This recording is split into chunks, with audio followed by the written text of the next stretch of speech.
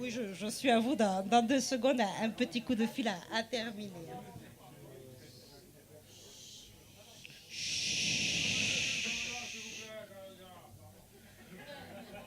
Oui, commissariat du 18e arrondissement. Oui, bonsoir, monsieur l'agent. Je vous appelle en coup de vent, hein, juste pour vous signaler que mes voisins du B4 viennent d'abandonner sur la voirie, hein, ce qui est formellement interdit, hein, un énorme canapé, hein, aussi moche qu'encombrant. Hein, donc, si ça peut aider pour le procès verbal, je peux éventuellement vous donner un nom et une adresse. Hein. Il s'agit de la famille Cohen, hein, domicilié rue des Martyrs. Oui, voilà. Pléonasme, comme vous dites. Hein. Non, mais vous savez, c'est un acte civique avant tout. Hein. Mais c'est moi qui vous remercie. Là, par contre, je vous laisse, j'ai du monde là. Merci. À bientôt, bonsoir. Excusez-moi, un petit souci de voisinage à régler. Ah, excusez-moi, j'ai oublié.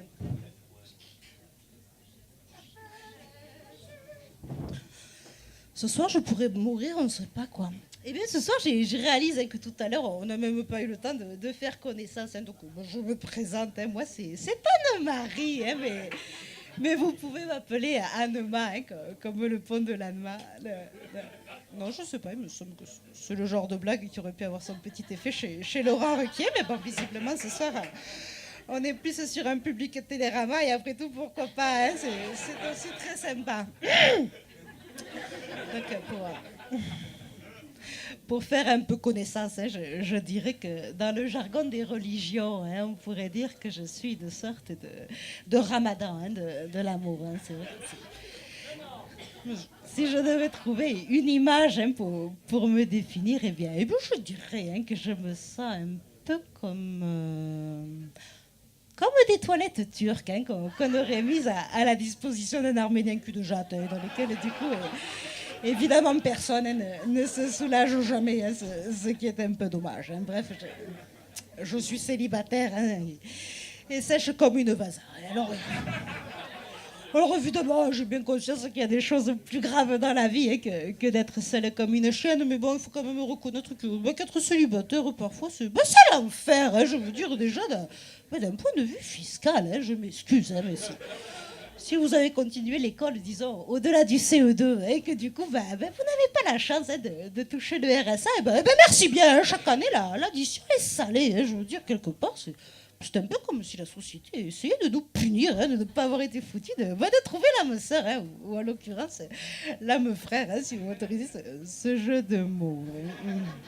Et pourtant, je peux vous dire, hein, que comme toutes les femmes, hein, qui approchent dangereusement de la méno, hein, et ça, sans avoir eu la chance de goûter aux joies des épisions, et bien évidemment, j'ai tout tenté pour me caser. Je veux dire, j'ai même tenté les speed dating, vous vous souvenez là, ces rendez-vous rapides là où en 5 minutes vous rencontrez 10 personnes. Alors du coup, pour vous donner un peu de contenance, vous enchaînez les kirs et puis rapidement, on ne sait plus qui fait quoi, qui veut quoi. Et résultat, on finit la soirée avec une bonne migraine. Non, c'était pas pour moi, je tiens pas assez l'alcool, je crois. Alors après ça, j'ai évidemment tenté l'internet. Je veux dire, je me suis dit, après tout, si ça marche pour les pédophiles, tente-le. Hein, je veux dire. T'es pas pire qu'une autre, hein. Au pire, tu mets pas de photos. Hein. Je peux vous dire que quand j'ai vite déchanté, hein, j'ai trouvé les hommes obscènes, menteurs. La plupart ne répondaient même pas à mes messages. Hein, je veux dire, c'est assez simple. Hein. Les seuls hommes avec lesquels j'ai pu échanger étaient soit mariés, soit maliens. Alors merci bien. Hein. Même si à titre personnel, je n'ai évidemment rien, hein, contre les bamboulas, hein, comme dirait mon CRS de peur, bien pour autant, ayant grandi à Marignane, un véritable berceau de la flamette tricolore, bien de ce fait, je sais d'expérience, hein, que si j'avais ramené un petit ami à ascendant chocapic, hein, comme on dit, au Front National, eh bien, mon père aurait probablement eu tendance à broyer du noir, hein, si vous voyez ce que je veux dire. Tout ça pour dire que j'ai été très déçu de l'Internet. Très déçu, en fait. Moi, très déçu. C'est vraiment le mot adéquat. Et puis un jour, j'ai retrouvé le sourire, hein, grâce à une amie, hein, qui rentrait d'un voyage en Chine. Et et qui m'a ramené un petit objet vraiment insolite qui, je dois dire, m'a ouvert des portes. En tout cas, une porte dont j'avoue, je soupçonnais pas l'existence. Alors ce petit objet, je ne vais pas faire de mystère, je peux vous le montrer, je l'ai toujours sur moi. Au cas où, c'est ça, une petite voiture avec des roues qui roulent. Je vous rassure, la première fois que j'ai vu ça, j'étais comme vous. J'ai dit, une petite voiture, très sympa, merci bien. Donc, je veux dire, dans le sens où mes amis savent par cœur que je collectionne les couvercles des boîtes de Pringles. Vous savez, ces chips en tube. L'été, ça fait des dessous de verre formidables. Mais les petites voitures, a priori, je n'ai pas pour projet d'en faire collection. Du coup, j'ai remercié poliment mon ami, j'ai posé ça dans un coin, je nous ai servi un Campari. Au final, on a passé une soirée délicieuse. Et puis sur les coups de 23h40, 23h45, on va pas chipoter, mon ami se lève, elle remet sa veste, elle me dit « Allez, Anne, je file, je te laisse rentrer ta voiture au garage. » Alors, sur le coup, j'ai pas bien compris de quoi elle parlait. Du coup, moi, je souris de manière un peu niaise, comme je le fais généralement quand je souhaite écourter une conversation. Et ça a fonctionné. Mon ami est parti. J'ai débarrassé la table, j'ai attaqué la vaisselle. Et pendant que je stiquais le fond de mon plat à gratin, j'ai repensé à la phrase de mon ami. « Anne-Ma, je te laisse rentrer ta voiture au garage. » Qu'est-ce qu'elle avait bien pu vouloir dire? Alors, n'ayant ni voiture ni garage, par déduction, j'ai compris qu'elle faisait référence à la petite voiture. Je ne suis pas non plus complètement nouille. Du coup, je suis allé voir dans la boîte la notice. Je n'ai rien compris, c'était du chinois. Mais la seule chose que j'ai compris, d'après le dessin, c'est que la petite voiture était équipée d'une boîte 4 vitesses. Alors, sur le dessin numéro 1, correspondant à la vitesse numéro 1, la dame promène le véhicule sur son corps. Elle a un léger sourire, elle semble détendue, on va dire paisible. Sur le dessin numéro 2, correspondant à la vitesse numéro 2, la dame continue à promener le véhicule sur les zones, on va dire, les plus vallonnées de son anatomie. Et ce sourire est déjà plus franc. Visiblement, ce voyage lui fait le plus grand bien. Et puis, en fait, sur le dessin numéro 3, la petite voiture prend la direction du sud. Et le sourire de la dame est nettement plus franc. Visiblement, elle aime le climat. Et puis sur le dessin numéro 4, la petite voiture a totalement disparu. Donc on ne sait pas ce qui s'est passé. On n'a pas de réel indice. Tout ce qu'on sait, c'est que sur le dessin numéro 3, elle avait pris la direction du sud. Alors, est-ce qu'elle a raté un virage, une panne d'essence? Peut-être des embouteillages. Après tout, sur la route des vacances, ça peut arriver. Toujours est-il que la petite voiture a totalement disparu. Et que visiblement, la dame n'a vraiment pas l'air de s'inquiéter. Bien au contraire, vu le sourire qu'elle affiche, un sourire que je qualifierais de quasi indécent. Alors, je vous avouerai que sur le coup, quand j'ai vu ça, j'étais perplexe. Du coup, j'ai posé la petite voiture sur ma table de nuit et je me suis couché. Alors, je sais pas pour vous, mais moi, le soir, généralement, avant de m'endormir, j'aime bien bouquiner 3 pages, avancer sur le mouvement fléché du Voici ou me faire une petite grille de Sudoku. Vous savez, le jeu qui rend fou les Français. Bref, ce soir-là, j'avance sur le mot fléché et je me retrouve à devoir trouver un synonyme d'extase en 7 cases, commençant par O et finissant par ZME. Alors, en plaçant rouquin pour poil de carotte, j'ai libéré le R, du coup ça me faisait un synonyme d'extase commençant par or et finissant par ZME.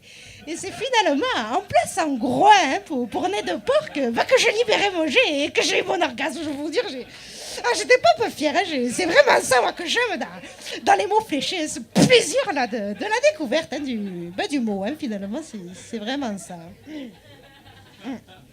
Bon, mais du coup, après ça, j'ai éteint la lumière et j'ai essayé de m'endormir. Et là, pas moyen de trouver le sommeil. Je tournais, je virais. J'arrêtais pas de repenser à la petite voiture. Je me disais, mais bon sang, cette voiture, si elle a 4 vitesses, elle a forcément des phares. Je veux dire, sur le dessin numéro 4, si la dame, elle avait allumé ses phares, c'est évident qu'elle retrouvait son véhicule. Du coup, j'ai rallumé la lumière et j'ai commencé à trifouiller la voiture pour essayer de trouver comment allumer ces satanés phares. Et puis, à un moment donné, j'ai appuyé simultanément sur les 2 rétroviseurs et les roues se sont mises à tourner toutes seules dans une douce vibration. Alors à ce moment-là, ne me demandez pas pourquoi, j'en ai pas la moindre idée, mais j'ai commencé à promener la petite voiture sur le dessus de ma main, hein, tout doucement, hein, puis sur l'intérieur du bras, en remontant vers le coude. Et c'est vrai que la sensation était agréable, hein, je ne peux pas le nier, une sensation agréable, quoi. Hein. Du coup, j'ai continué et j'ai appuyé une seconde fois sur les rétroviseurs et les roues et la vitesse hein, se sont accélérées. Et j'ai continué à promener le véhicule sur les zones, disons, les plus vallonnées hein, de mon anatomie. Et c'est vrai que la sensation était très sympa. Hein. Je ne peux pas la nier. C'était vraiment une sensation des plus sympas. Hein. C'est vraiment, une fois de plus, c'est le mot adéquat. Hein. Et puis à un moment donné, je ne sais pas ce que j'ai fait. J'ai fait une mauvaise manip. Et d'un coup d'un seul, la petite voiture me dit mode GPS enclenché.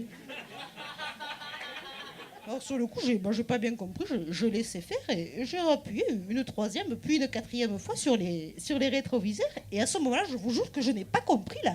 La petite voiture a pris toute seule hein, la direction du sud, hein, de son plein gré pour ainsi dire. Hein. Alors sur le coup, je me suis dit, qu'est-ce que tu fais, Anoma, tu interviens. Et puis je me suis dit, laisse faire, après tout, hein, je veux dire... Cette voiture, elle est à toi. Hein. Si tu veux aller garer, personne ne te dira rien. Hein. Donner ses données, reprendre ses volets. Hein. Bref, je laissais faire et à un moment donné, j'ai senti que la petite voiture était en train de faire un créneau. Hein, ce que j'ai trouvé plutôt étrange, hein, parce qu'a priori, le parking est désert. Hein, mais visiblement, elle avait trouvé une place centrale et c'est là qu'elle avait décidé de se garer. Hein. Du coup, elle avançait, elle reculait, elle réavançait un peu plus à droite.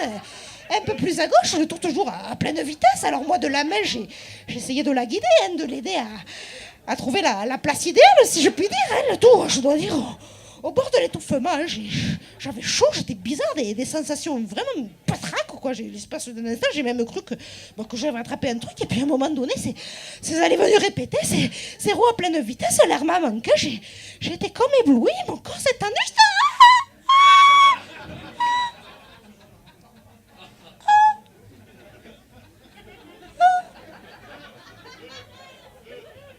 Et puis j'ai poussé un petit cri, hein, probablement assez similaire à celui que je viens de pousser. En tout cas, je peux vous dire que cette petite voiture a changé ma vie, hein, ma vision de la Chine, hein, Mamadou.